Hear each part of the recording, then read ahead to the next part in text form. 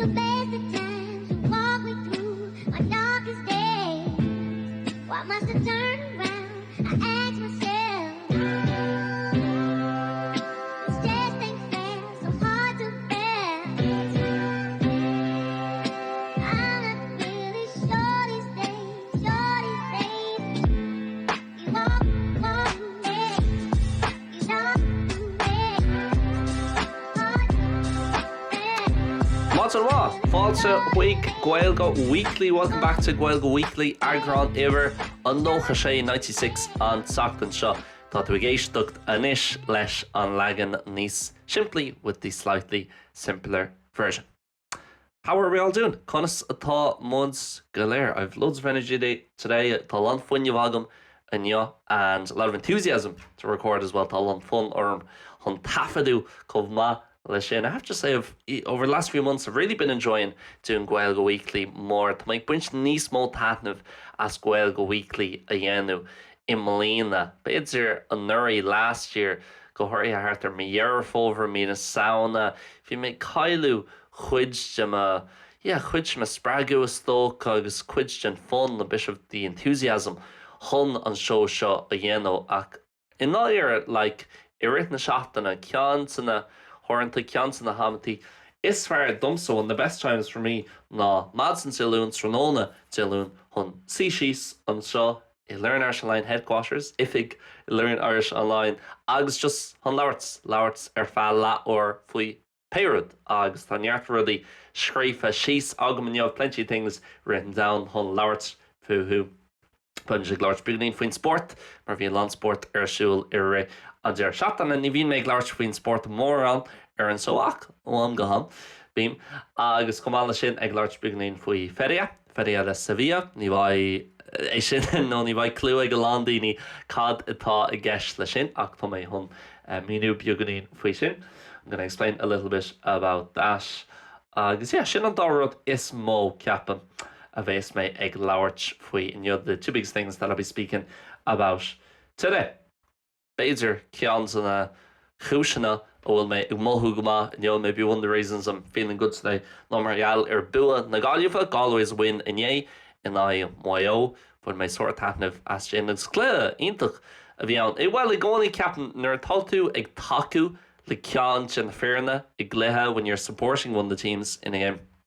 It's tough to figure out how good a game it is. Tá sé dachar chun fáil amach cé chumh agus atá an chluthe mar moithíonn sé an exciting mar deirfa I gcóna mara agus moithíonn sé spragúil agus bhfuil sé an a gear that is very tight agus mar sinne. But I suppose when you're supporting and you're emotionally invested in it, I gcónaí moithíonn sé cosúla sin. So sometimes it's only when you're neutral you can say, cluiche ma a bhí ann nó droch chluiche a bhí ann nach domsa ceapan gur an chluiche sách ma agus I gcónaí nuair bhíon Gaillimh ag immert san moille go háirithe I gcluiche ceannis a chonacht déanann sé difriocht agus bíonn an chluiche ó bhád níos fearr. Me gcónaí so léon rud is tócha nuair atá tú ag immert ag gcluiche ceannis bíonn just beagnaí níos mó at stake mar deirfá agus beagnaí níos mó. Beidir teannas san air, bit more tension in the air, beag níos mó conspóid agus bíon atmosphere níos fearr, bhí níos mó ná 50,000 ag an gcluiche in hús an sin ag Asla looks like a great day. Bhí cuma cosúla lá iontach hús an sin agus an grain ag scuilte na gluch agus sin a rud iontach faoin Lucas Gael. Maybe I kind of appreciate that more because I don't live back in Ireland and I don't get to go to these games anymore. Beidir go mí níos buíoch as sin marall nach bhfuil mé I mo chónaí in éireann níos mó agus nach bhfuil an seans agam dul go dtí na cluichí seo. Tá sé có deas chun just daoine mascathe le chéile, people kind of mixed together, daoine beidir láúin an sin a couple there agus an fearr I caitheamh gansaí na Gaillimhe an bhean an sin a caitheamh rud ag an dearg agus glas le moille mar go háirithe ar Gaillimh agus moille mar hampla a th hain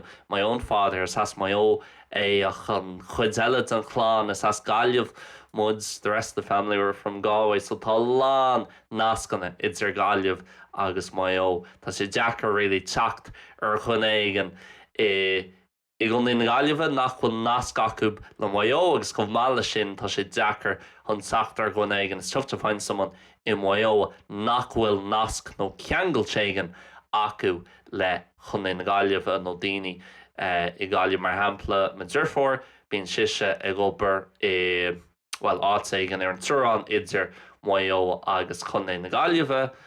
So bíonn siise ag trasnú an túrán gá uair ar a leiad gach lá. She crosses the border, if you can call it that, 2 times a day, and she always the Monday after going at on Loon Thresh Clehe idir moille agus Gaeilge vigoni bíonn si dolas Jack gotí an scoil ag sa cathamh gansaí na Gaeilge, so cínse gohfuil si sa scoil sin inniu agus gohfuil gansaí na Gaeilge arthaí. On the wind-up, mar deirfáil mar deireann na Sasannig an sin mar bíonn gach den ag an scoil sin, nó bíonn nach gach den ar aonas bíonn siad ina gcónaí nó tá siad ina gcónaí ar an taobh moille. They all live on the Mayo side of the border. So yeah, the friendly derby was called for years in Sam almost a chomhpháirtíocht sin na leithin seo. Ach just mbearla gohfuil an méid sé ceangail sí agus mbearla is tócha, I guess, tríd na blianta throughout the years that the two teams have more or less always been on the same level and very competitive. Bhí an dá tríd na blianta or bhí an dá ar an go leisceil tríd na blianta I gcónaí hart ar an level céine agus de an ná bíonn clethe sách omíoch idir an dá ar the two teams normally play out a fairly competitive game as they did yesterday, and it came down to the last kick. Tháinig sé síos go dtí an kick déarnach agus buíos le dia nach mhór moille an kick sin mar bhí cuirta dubh ag Gaeilge agus ceapam. Well, tá chénta go rachach an cluthe go an breise. Ceapam go make replay nó immert nó aonrad mar sin. So an sin is dócha cuirta dubh mainn tú cuirta dubh le trocha second fáca agus an sin sin an cluthe go an breise. Ceapam go leanan an cuirta dubh sin ará. I think that black card goes on. I've just realised about 35% of our audience don't listen in Ireland. So some people might not have a clue about the GA. Chance that my clue again or Landini faoin GAs faoin gcomhpháirtíocht Gael. So all these things might be technical terms, but I don't speak about sport and the GA often. They've been made large faoin sport gomininic agus an gcomhpháirtíocht Gael gomininic. So ní aonach sé aon dochar, it won't do any damage. What harm will it cause? Mas rud é go bhfuil mé ag labhart faoi an teachtain seo. But yeah, it's a bit of a shame at the same time. Nach mór an trua é ag an am céanna mar hampla definitely nó hin leis an gluthe sin. About 10 years ago at that game, there was 2 things at stake. Okay, one, you wanted to win Connacht and beat Mayo, and just to win the game itself, beat the Bígí an cluthe é héin agus an craibh é héin na bhuachans. Achol mala sin rinne sé difriocht dulhór ag dollarái, a sin amach from then on out, because you'd go straight to the quarterfinals, who tú dír go dtí an cluichí ceathrú ceannis, cluichí na hÉireann, ceathrú ceannis, agus chomh mala sin bhí drá nó bhí freasara níos éascad an sin sna cluichí ceathrú ceannis. Agus mas rud é go gailtheachtú an sin bheith tú sna qualifiers bheith cluiche soch deachar ad beidir I gcoinne Kildare, Dunanáil, or the Waka, fern soch ma agus I níos sin bheithart dul go dtí na cluichí ceannis or na cluichí ceathrú ceannis go leisceil. You'd have to go then to the finals or kind of quarterfinals agus bheithart immert in I cean to na bútsaí ó na chraobhanna difriúla ó na cúgaí difriúla from the different provinces of beidir ag immert in I Curie, no Blockley and no Tyrone for an a láidir. So rinne sé difriocht dulhór maidir le, ag dollarái sa chraibh agus ag déanamh an chraibh le na hÉireann a bhuachans bheith sé bhhad ní strachra muna rá tú in an the chuga hain agus the chraibh hain a bhuachans. If you can win your own province and your own championship, it would be a lot more difficult to then go on and do well in the All-Irelands. Ach, anis leis an chóras nua with the new system, sure, geez, tá sé níos éasca le haid moille inis ná mar tá sé le haid Gaeilge. It's easier for Mayo now than it is for Galway because of the draw Marielle an Tarrants agus just an chuí a daibrí rudaí amach. And even then, like Mayo, Galway, Kerry, all these teams will finish in the top 3 in the group. na fearna seo tá siad an críichnú sa chéad áit sa dara áit nó sa tríú áit. So cén difriocht a dhéanann sé, what difference does it make really, mar tá siad go léir chun dul rá go dtí an chéad bhálta eile. Just some teams will go straight to the quarterfinals, some teams to the preliminaries. So chuid acu ráci siad díreach go dtí na cluichí ceathrú ceannis, chuid eile acu ráci siad díreach go dtí na preliminaries. So must rud é like go make sé mar hampla top two cosúla a World Cup group, you know, top two go forward and bottom two are knocked out. An sin bheith sé bhád níos fearr. Agus níl sagam cin fá nach nearan siad é sin. Why didn't they do that? Bheith sé bhád níos fearr agus níos tú cluichí ach ar nóí tá GA, tá Cumhlucas Gael, tá RCE, tá gach den ag éirí níos mó cluichí, tá Páirceann Chrócaigh gan náis ag éirí níos mó cluichí agus níos margad agus tuige mé sin mar hampla. Listen, tá mise ag immert an seo is Seol ó chuid is mó san airgad atá ag Cumhlucas Gael Seol that Seol GA has tagan sé ón Cumhlucas Gael im Lochlia from kind of central, let's say, GA central, agus fáin siad an dargad sin as cluichí, as gate receipts, as ticketsí, as, you know, GA goes ní gíoch chun na cluichí eáil. So ní féidir le tuairt amach faoi agus an sin a bheith géirí níos mó airgad don club an seo, nó an club i Malaga, an club i Barcelona, an club nó áireacha, you know, gach timpeall and down. That's the cool thing about the GA. I don't know, is there any other really organisation níl sagman bhfuil éon agracht timpeall and down cosú leis maidir leis an gcuí a oibríonn sé agus an struchtúr atá aige. Ach ag an am céanna níl sagam just tá sé ró chasta an struchtúr seo agus, you know, fósta man an gá nó fiú trí chluthe a chailint I rith an tairí. You can lose 2 or 3 games during the summer agus fós dul go dtí na preliminary quarterfinals inne sin. So ní níon sé go mórlam tá sagam go mbeidh sé ag athrú an bhblin sa thugan. Ceapan go méid sé bhád níos fearr, just, you know, nuair atá an sé ar an déagad when you have the 16 teams just chun straight knockout a bhead agus beidir gach den a thrich ar na cluichí ceannis sna cúgaí difriúla, everyone who reached the finals in the different provinces, tá siad san mar na fearna seeded agus an sin na fearna eile tá siad san unseeded. Agus just straight knockout. Agus tá rud ag an táag móranta moilíonn sé beagnaí mí fair also. I know it sometimes feels a bit unfair, but tá gach knockout agus muna an dara seansad ach cumála sin. Like le aon comórtas cosú le the Champions League, no craimh lena hhéireann, no the World Cup. Like cin spruc atá gceist leis. What's the kind of goal or aim with it? Well, it's doch go bhfuil sé chun fáil amach, like cé an éireann is fearr. No cé an timreoir is fearr. Who's the best team or who's the best player?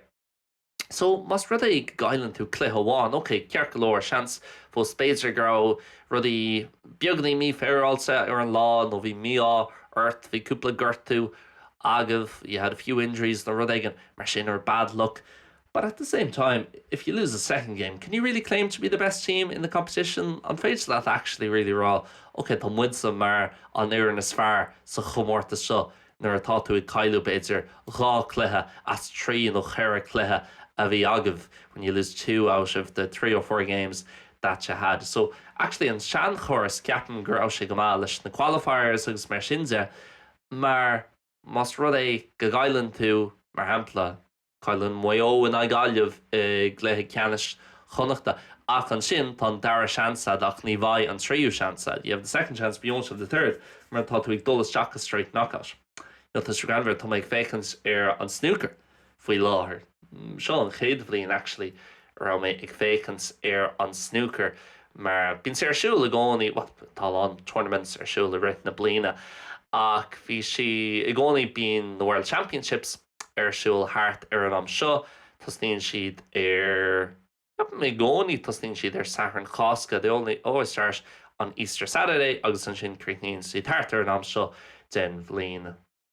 You know, Jeremy Ibron thús mé bhealtainna ar aon is beidir go maireann sé ar an gáis ach nimime chéintse. Maybe it depends on the Easter and when it falls nar hitchin sé níl mé céad fan géad cinnte ach to make féchans ar in Molina. I think just because I'm quite interested in Ronnie O'Sullivan and I've been reading a lot about him. Anybody who listens to the podcast regularly in the a bhíon éisteacht leis an bud craile Gaeilge, I kind of get really interested in one person from the world of sport or comedy or music or whatever, being my gafa, le duine amháin ó héal sport, nó ceol, nó comedy, nó aon rud, cosúil le sin agus ar feadh míosa nó gábhí for a month or 2 months, bín mé gafa le gach rud atá le rácúb agus bín mé éisteacht le gach podcréile atá déanta acúb, bín mé éisteacht nó féchans ar gach show ar ráisiad every show that they were on agus mar sin agus ag léamh má tá leabhar curtha mach acu nó fáilsíthe acu if they published or put out a book. I'll read that by me léamh an leabhar sin. So I'm kind of on that mode of Ronnie now. Mar tá sé anna simú agus an scéal atá aige, and a bit sad as well, the problems he's been through and his dad going to prison, the ahar ag dul go dtí an prison ar feadh 5 bliain na rud aigen mar sin, agus na faibanna a bhí aige agus fós atá aige go buinte ceapan go bhfuil sé ag déanú beagnaí níos fearr sna léithin de seo ar éanos. So I think because of that, and also the way he plays snooker, he makes it really exciting. His style of play and stíl atá aige nuair atá sé ag imirt. So I was watching a lot of snooker, I suppose mainly for Ronnie and tuning in for his matches, particularly for making túnal staach like in the clicky a bhí aige go háirithe. Don't forget, if you enjoy Gaeilge Weekly, we've loads more to offer for people learning Irish on Learn Irish Online. You can head over to our main website to sign up for one of our courses. All of them are self-paced and lifetime access, so you can do them whenever you want. That's learnirishonline.com for the courses, or you can become a member on Patreon. You get access to a load of different shows exclusively as a member. Léaréis, éisteacht, éasca, líofa, button mago, smuinty sahern, and so on. You also get bonus episodes of Gaeilge Weekly, and you now get a list of all the most difficult vocab and their translations from each episode, but only as a member over on Patreon. Links are down below and more details are available there, or email me at liam.learnirishonline@gmail.com if you have any doubts, queries, or Ceisteanna. Míle buchas ar as chuig on show. I've kind of really started to enjoy the snooker as well, even watching other players play. The finals on at the moment as I record. Agus mis ag taifeadú tá an cluiche ceannis ar siúil, so I'll be stuck in here glued to the TV tonight, but Masania is sin seo gafa leis an telefís ihe nocht mar tá an cluiche ceannis idir Mark Williams agus Zhao Xingtang. Tásúil agam gohfuil an fuaimnú ceart agam. I hope I've pronounced that correctly. Ba sé sin ar siúil an nocht agus halahéin tá sé an chéad cúpla sesiún Déanta. Of course, they're so long, it's like best of 35 frames or something. A chéad den an sricu ar thuchtag. So the first person to reach kind of 18 or 17, Kepin, best of 35, 18. Uchtzeg. So they've already had a few frames. Hain's like a sé sin an score anish le Zhao Xingtang Hun Keen. Zhao Xingtang is leading, but it's been a great game so far. And the great thing about snooker is that it's the exact same format it had in the 80s or the 70s. The format zirk mar an game mar bhí sé sna seachtailtí, sna thugtailtí. They have 32 players. 16 are seeded, 16 aren't. Agus an sin just tá taring troscailte, an open draw. Well, open list of the seeds, non-seeded, but apart from that, it's open. Tá troscailte ní lein groupí, ní lein qualifiers, ní lein preliminary quarterfinals, ní lein points difference, ní lein rud cosúil sin, just straight knockout, má chaileann tú, you're gone. Tá tú imithe. Sé for example, one of the favourites, I think the favourite and last year's winner, on favourites had sin an bootser ó Nuri, Kyron Wilson, chail session, so céad bhauta, agus sin chail sé a jet an íomh sé an chungrach, very, very close, but yug, nor bhuaigh sé, he almost won, but no, chail sé agus ní bhain chance aige a rís na World Championships go dtí 2000 is a fiche sé. Tá sé anna chúil gapam. Agus there is something about like knockout sport, tá rud aigean le sport nar tá sé knockout agus nuair nach bhfuil an dara chance agat. Agus tá is go móranta bíonn sé mí féir also, but sna léon de seo leis an méid sin sport tá. An méid sin chanceanna ag na favourites. The favourites have so many chances agus two-legged affairs agus think some, few by PSG, gimmert an Arsenal, Omorach agus sin an dara leg agus tá tuig fécans ar an géad cluiche agus domsa aonas tá like sure níl sé seo tábhaach mar tá sé chun by gach rud ar an líonna agus by gach rud really ag dul síos go dtí an dara chluiche agus an dar leat den chluiche seo. Everything come down to the last game and the second game, I suppose, the second half of this tie. So orintha mBéarla sin, ní had níon an sports sa látáineo an lom really mór an nó an level céanna mar bhí sé ribh seo. Maybe I'm just getting old, beidir just go me ag airí ní sinna níl sam. I don't know. Ach leis an snooker, that níon sé sin go mórlam. Even with the F1 this weekend, sprint races and all these, it waters it down too much of it almost, but I'm probably just getting old. Chance go me ag airí ní sinna. And if sport was like it was 20, 30 years ago, I'd probably complain about that too.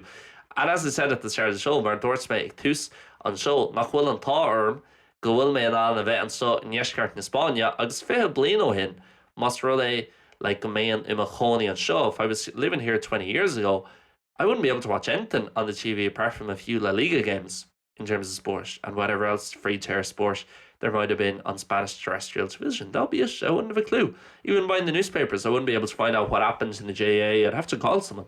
Bheith is tócha gléach a chur gcuine éigean. So in a lot of ways, not just in terms of watching sport, because that's not that important really, in this sin, ró hábhaach in lá éire.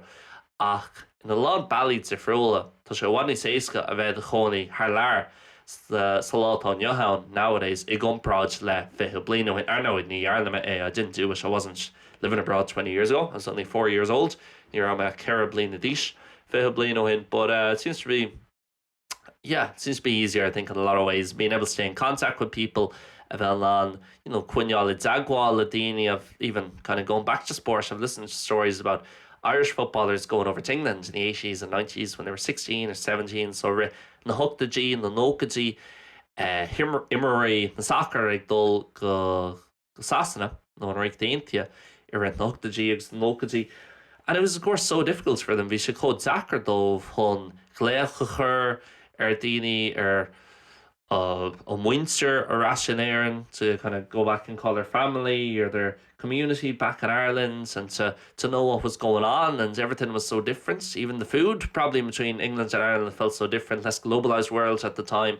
The éasca of globalized agus like the show níl mór an tíocht má héantú an sin go London ó Bloglia tá na bíal na céanna really gach agus ach na leichen the sin bhí sé go mar difriúil an chéadóir buin súsá jazz an punt mar ampla agus an punt punt sasnach agus bhí sé sin go homlá difriúil agus na buin difriúla, the different coins agus so many different things I would never think about it and made really difriúil agus ní bhéin ag smoine faoi sin fiú topic go homlá difriúil ach a bheith I éarnach ag dul go sasanna réit na hugtaí bhí bhád níos mó gnéchas. There was a lot more racism go réithe mBéarla ar an IRA agus na triplódí ar siúil ag an am sin rénos tá méid láir faoi snooker anseo ní cheart an bheith láir faoin na triplódí. Speaking about snooker, I shouldn't be going on to the troubles here. That would be some segue. But to talk about something a bit different, actually, because that's all I think I had written down in relation to the sport and the snooker sin gachar the madse leis an snooker agus an sport. Ach tá snooker, come here rá, bhí mé gafa leis and I know with those sports, you can go back and forth between them with snooker and F1 because they're not action packs. Níl lán rudí ag tarlú an tamar fad agus níl lán action.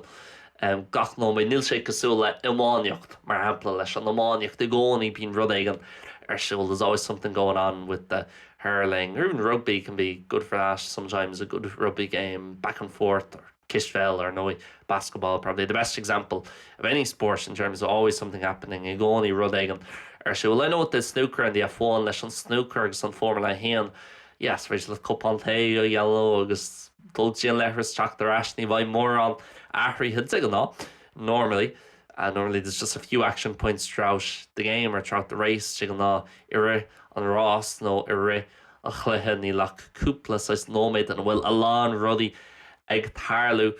But I think once you know the players and you know the people who are involved, nuirtá aithne agat ar na himróí agus aithne agat ar na furda difriúla agus na scéalta agus an star ag buint le gachród, the stories and the history to do with everything. If I'm watching Xiaoxing Tong play Ronnie O'Sullivan in the semi-final the other day, but mis ag fécinn ar Xiaoxing Tong ag immer Chennai Ronnie O'Sullivan an lá hana sa chluthe Leat. If I'm just looking at it and going, that's just a Chinese guy playing against an English guy, what difference does it make? lad Sheenach go gimmert tonight, lad Sasnach, Ken Zifric, the NHA. But if I know the story about the two of them, Ronnie O'Sullivan, sa sportsol le trucha blin na news, the greatest of all time, an timor is far sa star snooker, agus tá sé déanamhíocht chun record mar níl 8 World Championships búte a ghéine go dtí seo. No one's ever won 8 World Championships until now. 7 is the max. Ronnie and Stephen Hendry have it. She talked the Rasharish. Neil more on Blaine to Falk Egga the Crucible. He just have many years left at the Crucible. Neil more on chance in the Falk Egga Hun on Oktu Gyaun of Vuchen. She doesn't have many chances to win the 8th. Ach ní rá sé gimmert le trí in Charaví a núsí 5 an aige len a bheabhar chláinse, which is mental health agus mar sinnde agus tá sé gimmert na Zhaoxing Tong go hofigiúil is amateur Zhaoxing Tong go hofigiúil. Officially he is an amateur, cén fá well Marial gur coscar cúpla blin ó hin.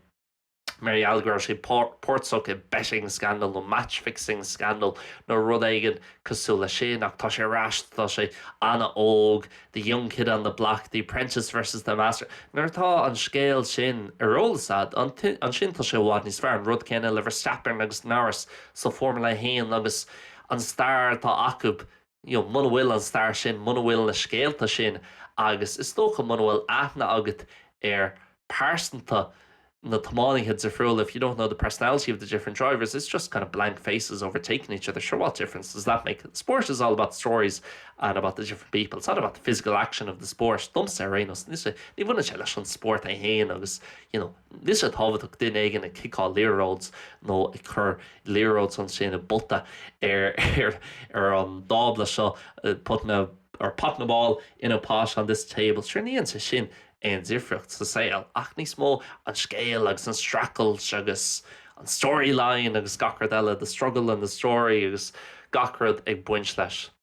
So yeah, ach feria le Sevilla, so seans nach mai clú ag aine really no ag landíní cadatá gceist le feria de Sevilla ach tá sé tosúinne, so ihe nocht, ihe lún, agus by sé creitnú an Saturn. Tegel dá bín sér siúil an Saturn go dtí an Saturn, hart an am seo den blian around this time of year orintha beganí níos luha. I gcónaí ceapan bín sé caiiciis nó trí seachtain taréis na cosca, so 2 or 3 weeks after Easter bín sé siúil.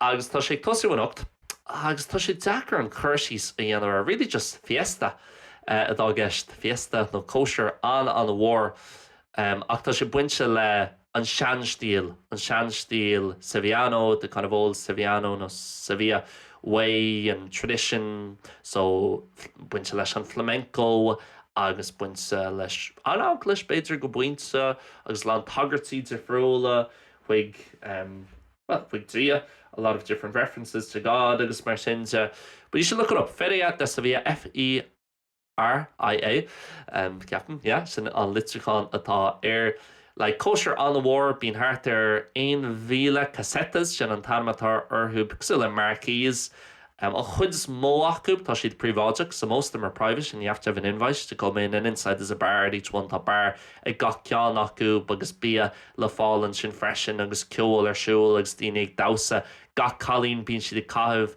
an gúna flamenco, the flamenco dress agus bíonart má tá dul mar lad caithidú colí a chahabh, so by a chully a chur ní Harleen sa sin gomininic. That doesn't happen too often, but I'll have to draw on my suit. Weeks the dia nach Harleen sa sin ro vinnic. It's a good thing, I suppose, that doesn't happen too often. I don't like wearing a suit too. Well, I do like it when I have it on, but it's just the hassle of going to events where you have to put it on. Like dulga conjarto, going to a confirmation no in with marsin. So yeah, by say cool, like just like Nías an Spáin me hain. I'm not from Spain myself. Tá sé fear hofdach domsa an teanga bhagum agus an chords of Spáinneacha bhagum agus mar sin. It's very important for me to have the language and have Spanish friends and feel integrated to some extent. Agus a bheith ag mothú gwn mé, in lá éire I mo chónaí and so ach ag an am céanna ní mór an simagam sa flamenco, ní mór an simagam really sa seanstíl Sevillano, the kind of old way ní real Astracanish in the real translation, but the kind of, I suppose, traditions or customs of Sevilla. I have all the respect in the world for them. Tá like Alan mass agam arhub ach níos sin má cultúr hain sin ará sin éireann sin rudaí cosúil le nus antanga an Gaeilge ar nói agus ceol na hÉireann agus tradiisiúnaí na hÉireann agus custamí na hÉireann agus gachar eile sin chun tá simú domsa níos an Spáin mé near tógu and so I wasn't brought up here in the mar so really ruling sa sin tá sé go deas an dul ach ag an am céanna ní sé domsa tá sé le haine daoine atá ina gcónaíonn tá sé an chonaíonn seach na daoine gras sa bhéilíad gras an Spáinid nó ghfuil an seo le déimlín na nús fé blin nús so Rocky made law one to still a Rossi and Gaeilge, it's like the Galway races. I'll go one day and that'll be enough, and then walking home. I think that was fun, but I would hate to go back again tomorrow. We say shins real at Baul dollar ash a mark. So Captain Tomin do law one, the weho one, just on a call. Looks that's on the cool, like on a war. I was the heart there fihe cassettes says Osculta, the Fibly or the Fubble Gomleshkals. There's about 20 cassettes. Open to the public that you don't need an invite, you don't need to know anyone to get in. It can be a bit exclusive and a bit, high nose, would that be the word in English? You're not wearing this or you don't know this person, you laugh now get there on dinner show. And it doesn't interest me that much. So yeah, I'm not too fussed about it, but the city will be going mad for it. Thankfully, it's not on in the city centre. Breaks the day. Nils Seol in Lorna Carrock. It's at a place kind of outside the city, across the river. Tasha Seol and not. On Pavella, it's in Chahar, so town will be fine. Unlike Easter, where Easter is just crazy here in the city centre. Ire the Chaska, being town, being Lorna Carrock, Crackelsa. So some other sin who may Rashka here and Emilina done Chaska went back to Ireland because of that for Easter. But look it up, Feria de Sevilla, Tasha cool, Roding go home on Tifro legs, Roding. Well, being Ferias a gachnella, Timpel in Spania, fresh and gory, had Timpel Andalusia, agus Jeshkart in Spania, especially around the south of Seville, Tan Cianis Mo, really, and Cianis Colula is locus of Spawn, being here Seol and Shaw is Seville. Arenas, hope I didn't speak too fast today on this version. It's easy to fall back into the trap that éasca chun, piece la piece, gans, I torch vijar without realizing, go back to the same speed that I speak on the normal version of the podcast on Lewis Cainla. It will make Laurts air on Gnáthleagan John Fod Kerla. But I think better just to speak fairly normally on this one and give you more English translations. So yeah, that is it as always. If you want to get in contact with Learn Irish Online or Gaeilge Weekly, it's Rachel at Rifus the Hiola Wig liam.learnirishonline@gmail.com.